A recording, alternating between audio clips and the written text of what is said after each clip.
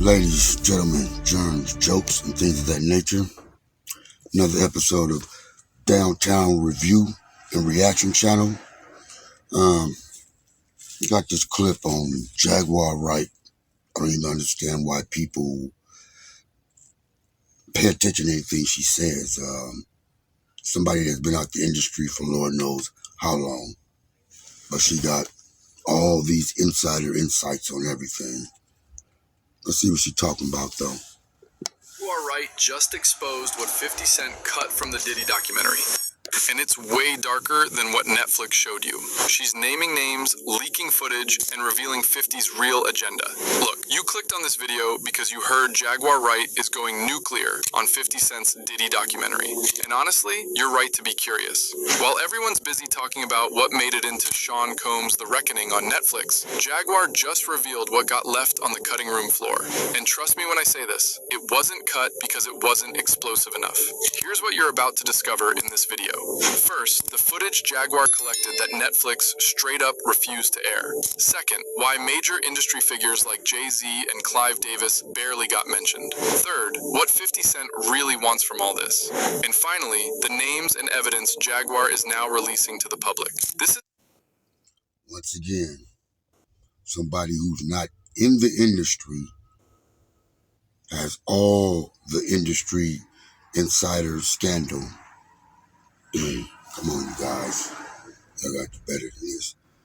I be seeing the numbers and views that she get, and it's just like, how? Besides feeling that the public or humanity as a whole just like salacious BS content. Let's go. This isn't just about one documentary, okay? This is about decades of industry secrets finally coming to light. And some very powerful people don't want you knowing the full story. So stick with me, because what you're about to hear will change how you see this whole situation. Before we dive into what Jaguar leaked, you need to understand what actually happened in the recent few weeks. What do you think about that? Look at what happened from that. See, and this is why this documentary is, I'm not calling it a documentary, I'm calling it a mockumentary. That's what I call it. That's Spinal Tap. I call it a mockumentary. I feel like this whole thing is mocking me. That's how I feel. It's wild. I'm damn sure want to find out why she feels it's mocking her. I guess she gonna say this somewhere on down the line. Let's see. Oh, go ahead. Was there anything at all that you were watching this documentary that was new information to you? New? Yes. No. From the history of Puff, him coming up, anything new? No, there was nothing new for me. There was nothing new for me.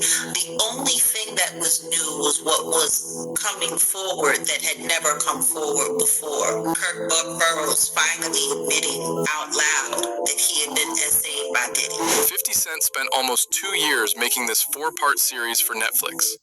That's another thing I don't understand. All these men get brutalized by another man. It's not like they're behind the prison walls where there's not too much you can do, but go PC or whatever the case may be. You have every police outlet in the world to say you're being brutalized. And another part about it is, why does it take you 10 or 20 years to come out with it? Why does it come out around the time when everybody else was filing lawsuits? Because you see all that slowed up. He had hundreds and hundreds and hundreds of lawsuits against him. And then once it was found out that Tony Busby was a scumbag, just trying to get money. And once it was found out that so many people were lying, where's all these lawsuits now? They were bogus in the beginning. Y'all just believe anything, that's all. It covered covers Diddy's entire life, from his childhood in Harlem through the rise of bad boy entertainment, all the way to his recent arrest and conviction. We're talking about a comprehensive look at one of hip-hop's biggest moguls. The documentary includes never-before-seen footage of Diddy talking to his lawyers just days before his arrest. There are interviews with people from his inner circle. There are even conversations with actual jurors from his trial. That's wild, right? You almost never get that kind of access. But here's the thing, and this is important. It don't even make me sound. I want to put her on blast because she was telling me, she was saying to me that what I was asking for was crazy and they wasn't spending money like that. I'm talking about you got footage, you got clothing, you got. I was doing footage. I had pictures, all the stuff that I had. You could figure out a way to pay them, brother, and stuff like that. And then I was telling her about some prices that I've already received, and I had the invoice to show it. And then she was calling me like I was lying. I'm like, yo, who do you think you talking to? You know what I'm saying? And she was talking about, there's no way nobody paid. Nobody what? I say, first of all you people come with these documentaries and stuff. The first thing you tell me, y'all tell these people out here that y'all don't pay, and y'all pay. If you can make a picture look like $10,000, $15,000, you know what I'm saying? You can sit here and tell me. And Gene Deal, that's another one. Honestly, he kind of reminds me of like the male version of Jaguar Wright. Super extra out in the stories, in the fact that at one time he did work for Diddy. That makes the public think that everything he says is true. And sometimes, first of all, the stories don't always line up. And then sometimes the timeline don't be lining up. And that's the thing about truth. Like, how can the truth be altered? The truth can never be altered. It is what it is, and that's that. No matter how the question is asked to you, no matter how long ago it was, the truth stays the truth, period. Lies is what switch up. That you gonna pay me for my time sitting right down here with y'all. You understand? So then, one thing led to another, and I was like, all right, well then, F you, I smoked the 50, and then she said 50, and this is exact words that came out her mouth. 50 does not determine what goes in and go out of this documentary. Not everyone who was supposed to be in this documentary actually made it to the final cut. Gene Deal, who was Diddy's former bodyguard and probably knows more dirt than anyone, got cut. Why? Because he had disagreements with the director Alex Stapleton about payment and creative control. And Jaguar Wright, her footage was labeled too controversial for Netflix. Let that sink in for a second. Too controversial for a documentary about a man convicted on serious charges. And that's the thing.